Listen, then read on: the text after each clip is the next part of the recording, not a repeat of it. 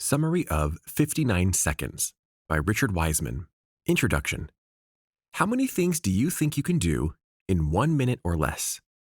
When you think about it, 1 minute seems like an infinitesimally small amount of time. You might think that there is nothing you can do in 1 minute that would make a difference in your life. But you might be surprised to know that, actually, there are 40 tasks which take only 1 minute and which can have a significant impact on your quality of life. For example, in 1 minute, you can make your bed, you can clean your bathroom mirror, you can trim your toenails, you can microwave rice, popcorn, or an instant cupcake in a mug. You can plug up your phone to charge, you can pick up your dirty shoes, underwear, or dishes and put them where they belong. You can take your vitamins, water your plants, or replace the toilet paper in your bathroom. All of these tasks are incredibly small, but they can make you happier and tick off a few necessary items on your to-do list that human beings often avoid. But this book actually isn't about any of these tasks. This little list is just some free advice. Instead, this book is about some deeper psychological concepts that can change your life. Because it might take years of time and study, not to mention thousands of dollars, to pursue a degree in psychology and learn these things in a classroom. But it takes a lot less time to benefit from the author's personal experience in studying and practicing psychology. Thanks to his years of time and study, you can absorb some quick and practical lessons that can be implemented in 1 minute. Don't believe me? Just keep reading, because over the course of this summary, you'll learn how most of the challenges in our lives aren't as deep or as complicated as we think. In reality, they're rooted in simple psychological concepts that can be quickly understood and put into practice.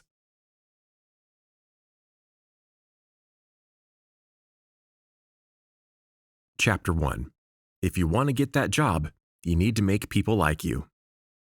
Getting a job is a big priority for pretty much everyone in the world. We gobble up self-help books about nailing the interview. We take classes designed to help us improve our resume, improve our interview skills, or help us stand out from the crowd. We bulk up on extracurriculars and extra credit classes in the hopes that they will help us appear competent and qualified to the interviewer. But the author observes that all of these things aren't quite as helpful as we think. While it's definitely important to have the right tools and education for the job, nailing the interview usually depends more on the interviewer's impression of you than on your qualifications. So if you really want to be successful in an interview and get the job you want, it's important to make the interviewer like you. And doing that requires you to learn about likability. So what makes a person likable? And how do you make a good first impression? The author observes that positive body language is key to giving someone a positive first impression of you. If you haven't thought about positive body language before, we'll break it down by considering the difference between open and closed body language. You might not be familiar with the names of these categories, but you definitely know them when you see them. For example, let's say you're confronting your teenage son about the amount of time he wastes in his room playing video games. If he stands with his arms folded across his chest and rolls his eyes at everything you say, you get the message loud and clear. He's closing himself off from you and putting emotional distance between the two of you. Similarly, if you're meeting your best friend for lunch and she stands up to greet you with open arms and a big smile, you can tell that her response is open and warm. So keep these principles in mind when you're meeting someone new for the first time. Don't be like your grouchy teenager. Use your body to communicate openness. This might mean standing with your arms hanging loosely at your sides, a position that suggests you're at ease with yourself and others, and with your body turned towards the other person in an open and inviting manner. By leaning towards the other person slightly, you indicate that you're interested in them and what they have to say. This creates a friendly atmosphere and invites the other person to feel at ease in your presence. Maintaining direct eye contact is the next step. Obviously, you don't want to stare them down. Too much unblinking eye contact and they may start to wonder if you have a creepy hidden dungeon in your basement. So instead, initiate a few seconds of direct eye contact while smiling. This says simply that you see them and you're positive and willing to engage. And, as an added bonus, this behavior will also help boost their impression of your IQ. We know that because in 2007, researchers at Loyola Marymount University conducted a study to measure the effect of eye contact on first impressions of intelligence. Nora A. Murphy, the lead researcher, described her findings as follows. Looking while speaking was a key behavior. It significantly correlated with IQ, was successfully manipulated by impression managing targets, and contributed to higher perceived intelligence ratings. Unsurprisingly, Murphy also found that wearing glasses enhanced a first impression of intelligence. So while it's not necessary to wear glasses if you don't already need them, good eye contact is a must. Keep in mind that all of these nonverbal factors set the tone before you and the other person ever speak a word. So now that you've established a positive vibe through your nonverbal communication, it's time to turn your attention to the spoken portion of your interaction. This is where a lot of people start to falter. So the most important thing to remember is, don't panic. Many people shoot themselves in the foot from the get-go because they worry that they're going to say the wrong things. As a result, they make themselves look unnecessarily awkward. So, wherever possible, try to avoid overthinking and other anxiety-inducing behaviors. Just go for the basics. Smile. Introduce yourself with a simple, "Hi, how are you?" and tell them your first name. This is an instant icebreaker that invites the other person to respond in kind. And if, like a lot of people, you're worried about forgetting their name, you can just repeat their name immediately afterwards in a natural way, like saying, "Allison. Great to meet you, Allison." You can even compliment their name if it feels natural to you, or include an anecdote like, "Oh, my sister's name is Allison." If you implement these simple steps, anyone who meets you will be left with a positive first impression. And the best part is that all of these tips can be implemented in under 1 minute.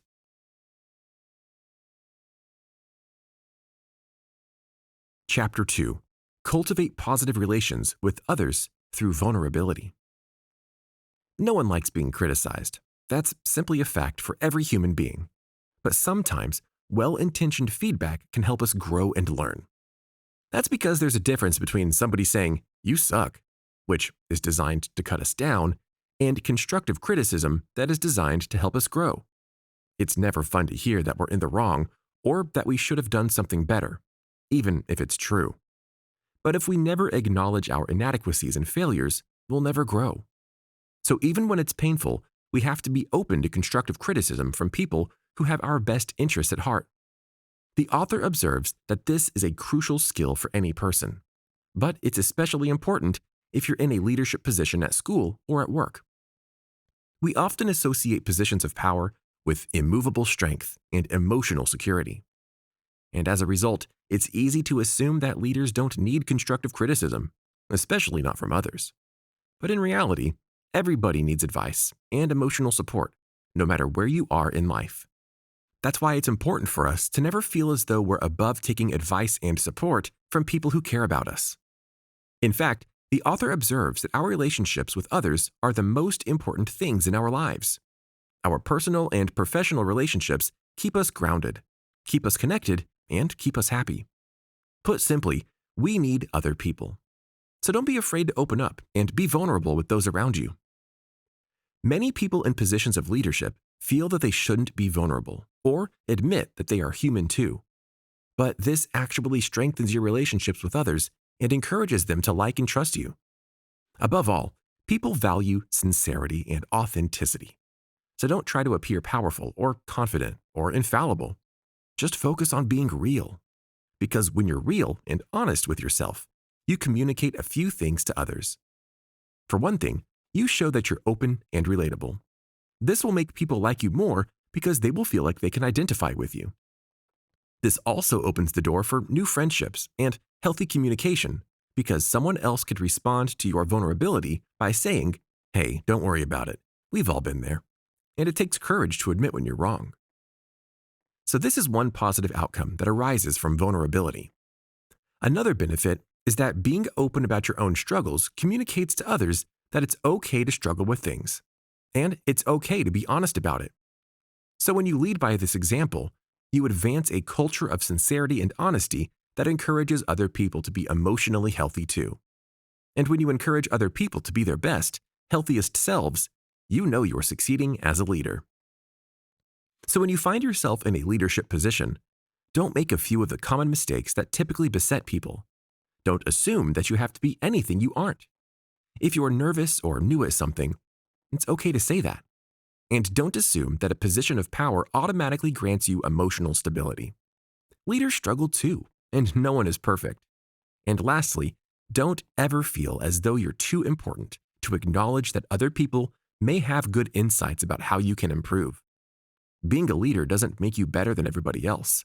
It simply means that you have an opportunity to guide and encourage others. So be vulnerable, be honest, and be open to constructive criticism. Accepting feedback with grace is part of our never stop learning philosophy, because you can't grow if you never learn anything new. And all growth starts with admitting that you have room to improve.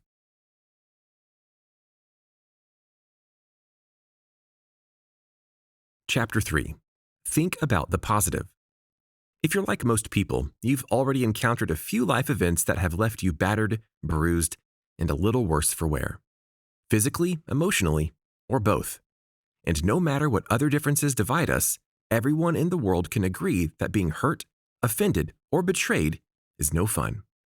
It doesn't help that the human brain has a tendency to fixate on negative experiences instead of the positive ones.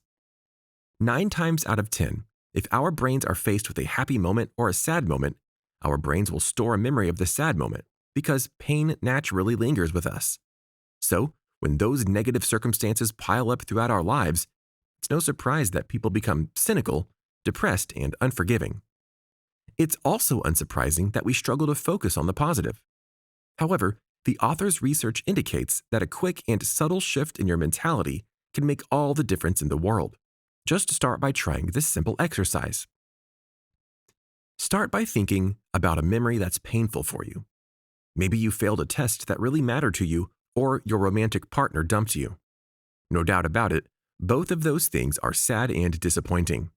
But when you think about that event, don't opt for a solution that temporarily relieves your stress and anxiety. Drowning your sorrows in a pint of Ben & Jerry's might be helpful in the moment, and there's nothing wrong with that, but you can't pursue these options as genuine solutions to your problems. Instead of being distracted from your pain, you want to be able to cope with it in a healthy way. So when you think about that painful memory, ask yourself one simple question. How did this experience help me to grow? If necessary, you can even tweak the question to say something like, "What did I learn from this experience?" Or, "How did this experience make me a better person?" If you ask yourself one of these 3 questions, you can always find an answer for anything you've experienced. And because these questions focus on character building and growth, they will help you to be better prepared and more emotionally stable as you navigate life's challenges. Asking yourself any of these questions takes less than 1 minute. That's all you need to alter your mindset and put yourself on the path to healthy habits.